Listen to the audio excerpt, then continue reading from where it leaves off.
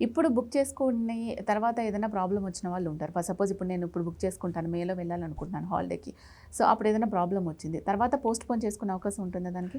దీనికి ఆఫర్ వచ్చేసేసి కంప్లీట్‌గా ఒక ఇయర్ ఉంటుందండి వ్యాలిడిటీ. సో, ఇప్పుడు జనవరిలో మనం బుకింగ్ చేసుకుంటున్నాము.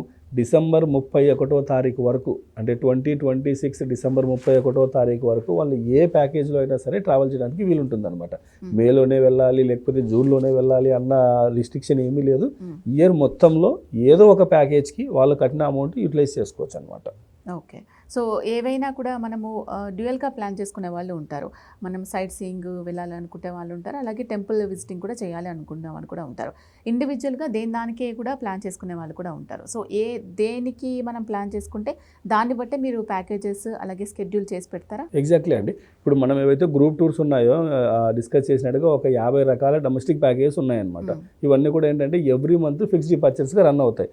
అలా కాకుండా ఎవరైనా సరే యంగ్ ఏజ్ ఫ్యామిలీ ఉన్నారు, వాళ్ళతో పాటు సీనియర్ సిటిజన్స్ కూడా వాళ్ళ ఫ్యామిలీ తీసుకుని వెళ్ళాలి. ఒక 10 మెంబర్స్ ప్లాన్ చేసుకుంటారు. వాళ్ళకి ఇంట్రెస్ట్ టెంపుల్స్తో పాటు కొన్ని సైట్ సీయింగ్ ప్లేసెస్ కూడా యాడ్ చేసుకోవాలి. లేకపోతే సమ్మర్లో వెళ్ళాలనుకుంటున్నారు, షిమ్లా మనాలితో పాటు ఏదైనా కొన్ని టెంపుల్స్ కూడా ప్లాన్ చేసుకోవాలి. అలాగా కస్టమర్ ఇంట్రెస్ట్ని బట్టి ఎంత డ్యూరేషన్ అవుతుంది, ఎంత బడ్జెట్ అవుతుంది, వాళ్ళకు డీలక్స్ హోటల్స్ కావాలా, 3 స్టార్ కావాలా, దానికి తగ్గట్టుగా ప్యాకేజ్ అనేది డిజైన్ చేసి ఇస్తామన్నమాట. ఓకే. మామూలు టైంలో మనం టికెట్ బుక్ చేసుకొని ట్రావెల్ చేసిన దానికిను ఈ ట్రావెల్ ఎక్స్పో రన్ అవుతున్నప్పుడు ఇప్పుడు అడ్వాన్స్ బుకింగ్ చేసుకునే దానికి ఏంటి తేడా? ప్రజెంట్ గ్రూప్ ప్యాకేజ్ మీద స్ట్రైట్ అవే డిస్కౌంట్ వచ్చేస్తుంది. అలాగే ఇండివిజువల్ టూర్స్ కూడా ఎవరైనా సరే ఈ టైంలో ప్లాన్ చేసుకుంటే వాళ్ళకి ఇంటర్నల్గా బెనిఫిట్స్ ఏవైతే ఉన్నాయో తెలిసిపోతాయి అన్నమాట. ఎందుకంటే ఇప్పుడు నార్మల్ డేస్లో బుక్ చేసుకున్న దానికి అడ్వాన్స్డ్గా ఈ ట్రావెల్ ఎక్స్పోలో బుక్ చేసుకోవడం వల్ల వాళ్ళకి మంచి బెనిఫిట్స్ అనేది వస్తాయి. అలాగే అక్కడికి వెళ్ళిన తర్వాత ఫెసిలిటీస్ అనేది కూడా మనం నార్మల్ డేస్లో బుక్ చేసుకున్న దానికంటే ట్రావెల్ ఎక్స్పోలో ఇచ్చే ఫెసిలిటీస్ వేరే ఉంటాయి అన్నమాట.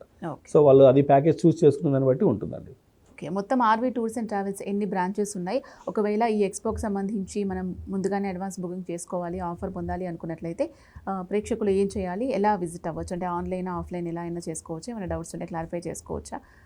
ఎంత పేమెంట్ చేయాల్సి ఉంటుంది ముందుగానే, అవన్నీ ఒకసారి చెప్పండి. ఎగ్జాక్ట్లీ అండి. ఇప్పుడు మీరు అన్నట్టుగా మన సౌత్ ఇండియాలో టోటల్గా మనకి 12 బ్రాంచెస్ ఉన్నాయన్నమాట. సో వాళ్ళు ఉన్న ఏరియా నుంచి నియర్ బై బ్రాంచ్కి వెళ్ళి వాళ్ళు విజిట్ చేసి అక్కడ ఈ ట్రావెల్ ఎక్స్పో గురించి క్లియర్ డీటెయిల్స్ తెలుసుకొని, ఇంకా ఈ ఇయర్లో ఏ ప్యాకేజెస్ ఉన్నాయి, వాటివి ఏ మంత్లో ట్రావెలింగ్ ఉంది, ఏంటి స్పెషల్ ప్యాకేజ్ ఎలా ఉన్నాయి, వీటన్నిటి గురించి కూడా డిస్కస్ చేయాలనుకుంటే ప్రతి బ్రాంచ్లో కూడా మన ఎగ్జిక్యూటివ్స్ అందుబాటులో ఉంటారు. సో వాళ్ళకి కావాల్సిన డీటెయిల్స్ అన్నీ కూడా ఇస్తారనమాట.